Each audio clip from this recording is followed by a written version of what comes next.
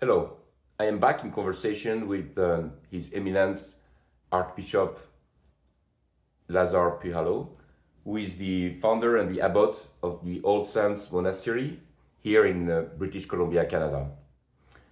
Today we are doing the third installment about genocide and the Bible.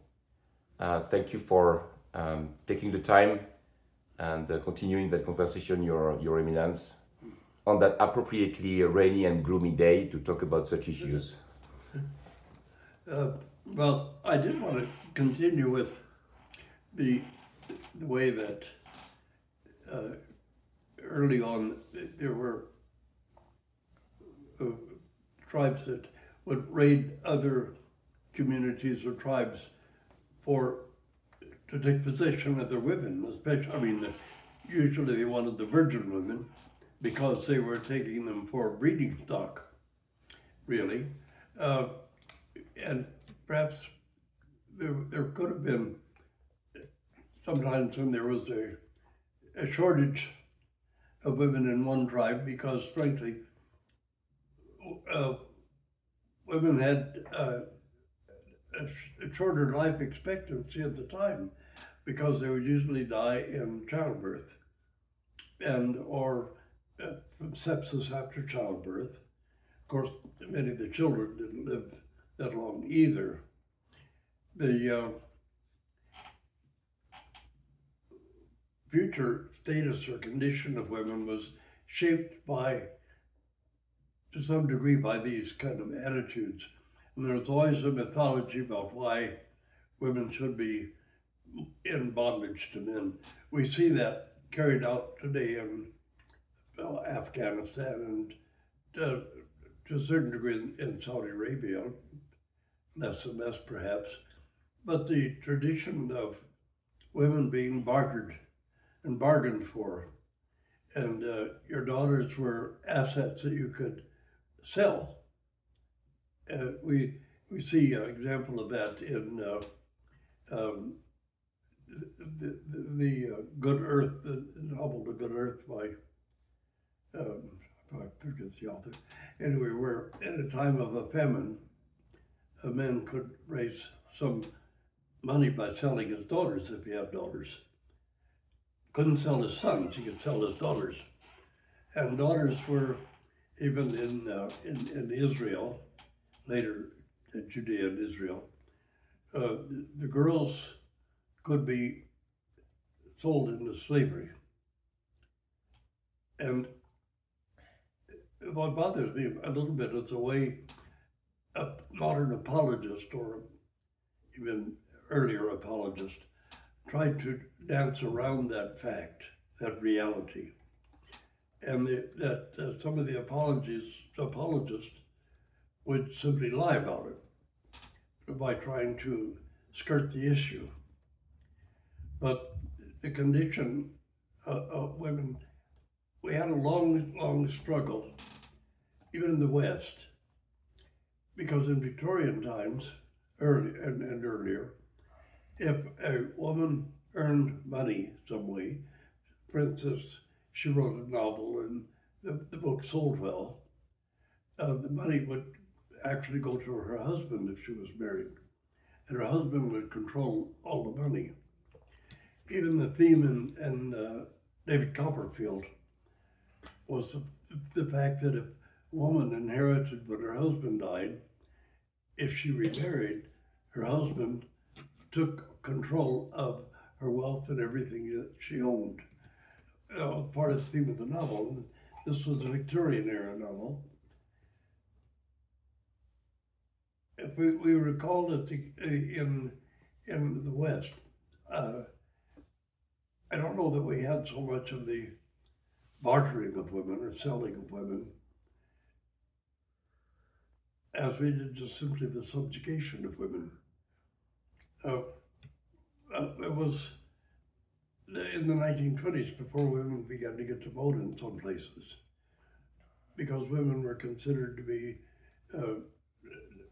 always children and never have a mature way of reasoning or thinking. In the 1950s, Let's go back to the 1930s. In the 1930s, we had this famous incident in Canada where the Prime Minister wanted to appoint a woman to the Supreme Court. As shocking as that was. But then his legal advisors told him, well, you can't do that because her signature wouldn't be legal, because women aren't legal persons. And shocking to find out. Even in the 1930s, in the Commonwealth in general, the women weren't considered legal persons. Would have been the same down in America. And stop and think about that for a minute. Half of the world's population were not legal human beings or legal persons. They couldn't have legal signatures. A man had to sign for them or guarantee their signature. And into the 50s, women couldn't obtain credit cards eventually with their husband's signature. They couldn't have charge accounts. Their husband had to sign for their charge accounts. And they couldn't borrow money without a man signing for the loan. So we transitioned rather slowly, but there is a history to the way women were viewed. And that history would simply be, and there were spots of times or periods when women had more or less privileges. In ancient Greece, a married woman didn't go into the public. Even her husband did the grocery shopping. And she was to stay in the house. She wasn't seen outside the house very much. But in the time of these genocides that we're reflecting on, it's clear that the genocide of the Mihaies was carried out in order to take the virgin women into captivity as sex slaves. Now, a lot of apologists want to talk around that, but there's no way you can honestly talk around it. Women were, the idea that women were unclean when they menstruated likely came from the fact that menstruating women in hunter-gatherer times the smell attracted predators. So they would sort of isolate women at that time. And very often, even into quite historical times, there were little enclosures for menstruating women. They were kept in the enclosures, and presumably they were guarded by the men. But it turned out that the position of women was constantly to bear children. The men then would protect the women during their pregnancies from, predators, usually. And that became a kind of a foundational concept of the role of men and women. So women in Islam in general, when a child was born, the woman's name was never put on the birth record, only the man's name, because the man owned the children who were born. And the woman was simply an incubator for male sperm. They really thought that male sperm was the child, and the women only incubated it. Of course, they didn't realize about ova and things like that. Up until von der which is perfected the microscope, put male sperm on the slide, and was amazed that he didn't see a tiny little human being on the slide. That was in the 1600s. They still thought in terms of women being incubators. And we still have the convention today. Some women will say, oh, I'm carrying his child. Not our child, but I'm carrying his child. Or the man will say, oh, the child is mine, not ours. And the idea that she's carrying his child dates back to the time when they thought that sperm was the sum total of the child. And again, the woman was the incubator. And so the attitude toward women took shape from all these sources, and the fact that when they were captured and taken into captivity, they were basically sex slaves, a breeding stock. And that passed on down to our own time. No one was consciously thinking of that, but it was the foundation of the treatment of women until the 1960s. In a way, the woman's job is set. She bears children, she's kept pregnant, and she cooks the man's meals, keeps his house. You know, it developed into something much more romantic than that in many cases. But still, in more primitive societies, in our own time, that's in Afghanistan, that's basically has carried on that ancient tradition. Now, humanity lost half of its creative powers when women were treated that way. As we've seen in later times, women have been brilliant novelists and composers, but they were published, and in order to become published, they had to publish under a man's name. Stendhal is an example.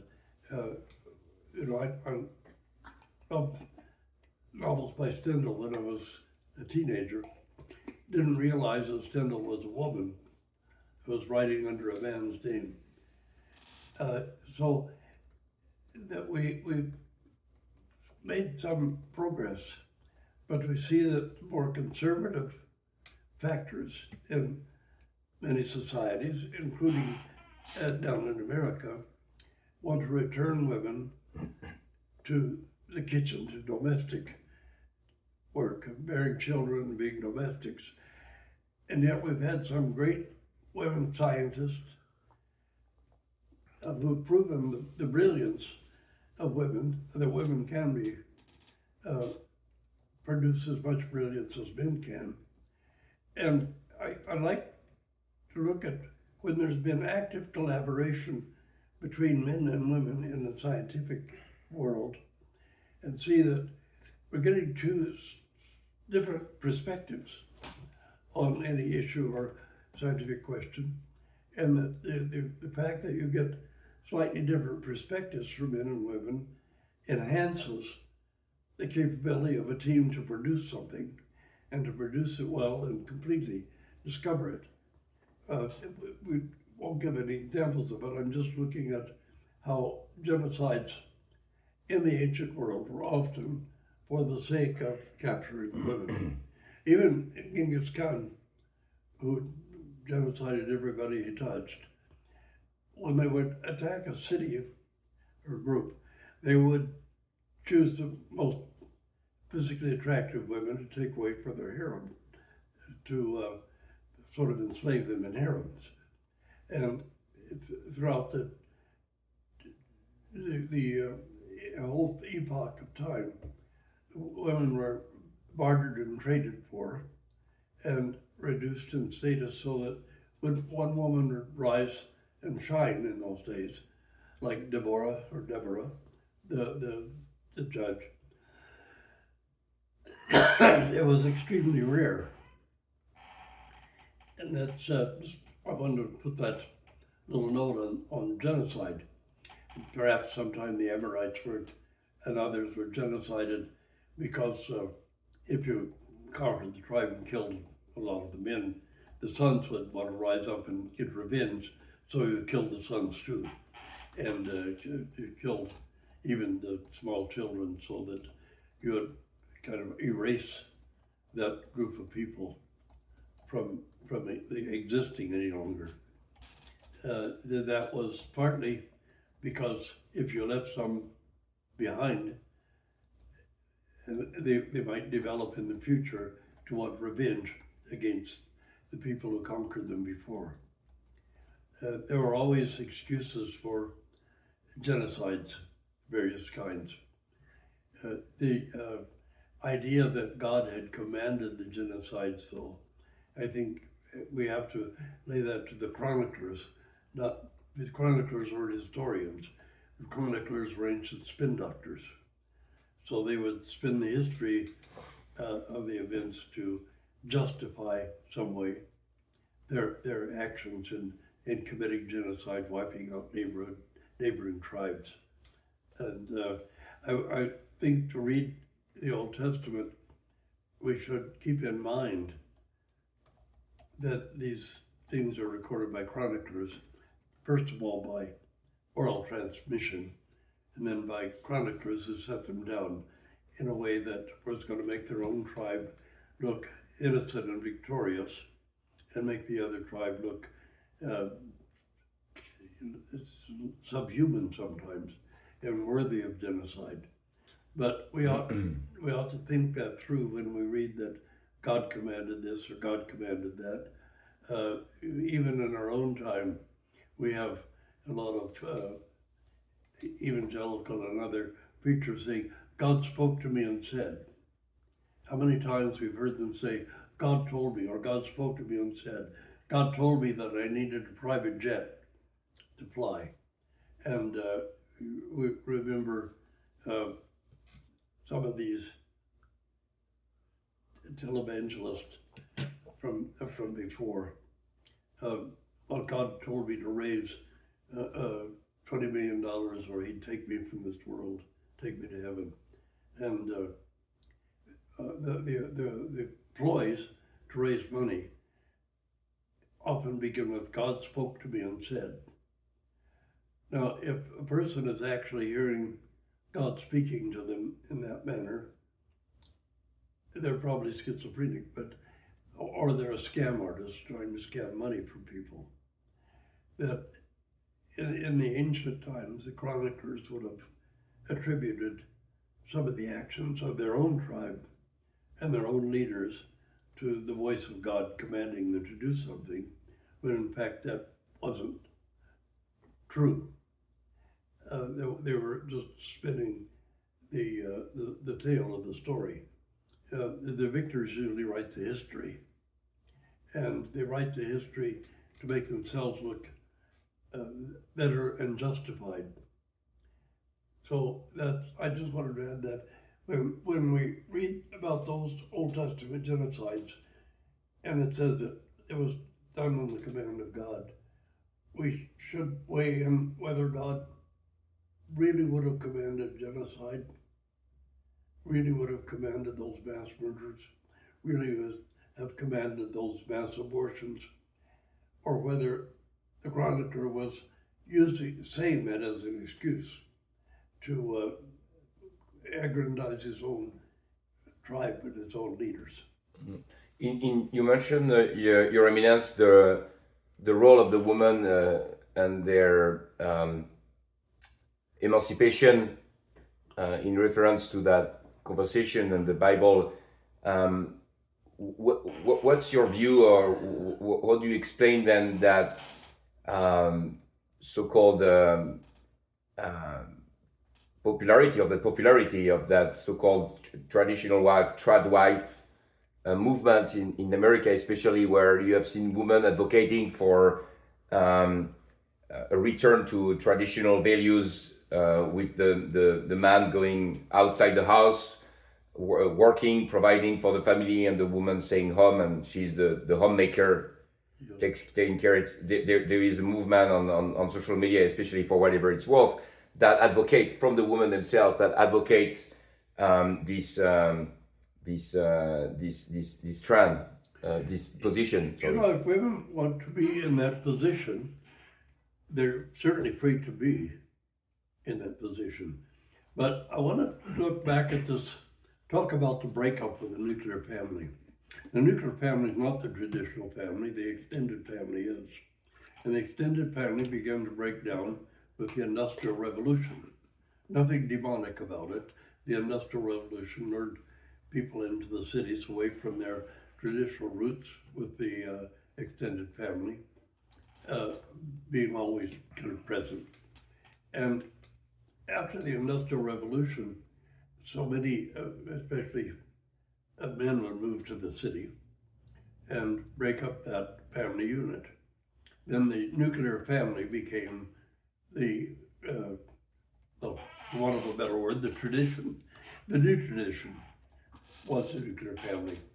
Now, one of the reasons why it began to break up, aside from 2 world wars, which left thousands, tens of thousands of women widows, even while they were still in their 20s. And the fact that when the men went off to war, the women had to run the factories and do the work that the men had done previously. And it changed the complexion. During the Great Depression, men would often go some remote place trying to find work, and then the woman was left raising the children and trying to eke out a living some way. But the Great Depression broke up a lot of family units. And I remember the Second World War, because I was quite young during the Second World War, but I remember somebody saying that in our community, at least half the women were widows and still in their 20s and 30s because their husbands had been killed overseas. Meanwhile, during the war, the women had begun to build ships and tanks and airplanes and just take over industry in a way because the men were all away someplace. And they made a decent salary. And there was no really going back on that because so many women were in single-parent families at the end of the war simply because their husbands had been killed in the war. That changed the structure and complexity of the family unit in a way. And trying to recover some of it during the 50s, there had been a change in mentality.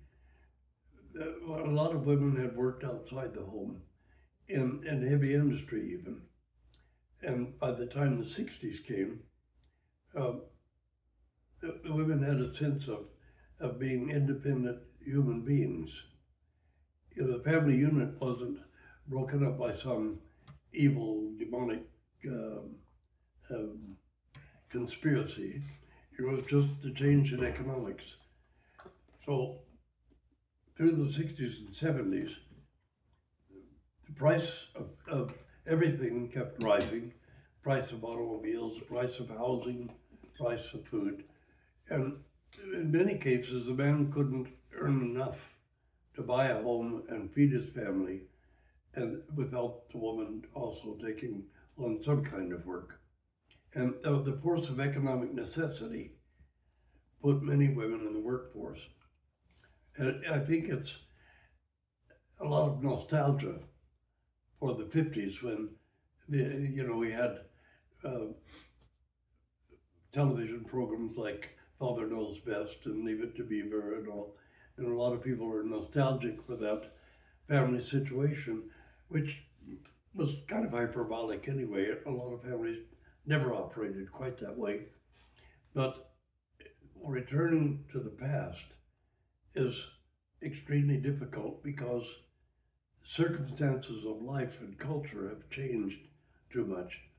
So that if a woman totally returned to the house only, and the man was the only one working and earning a living, the family, many families would experience poverty because of that, because of the way that the price of housing, the price of feeding family, the price of clothing family has gone up to such a degree. And that would be to invite an increase in people living at the poverty line or below the poverty line. The other thing is that if women want to return to that situation, let them, but trying to force it on others by legislation is just evil. And trying to force your own desires like that on others is evil.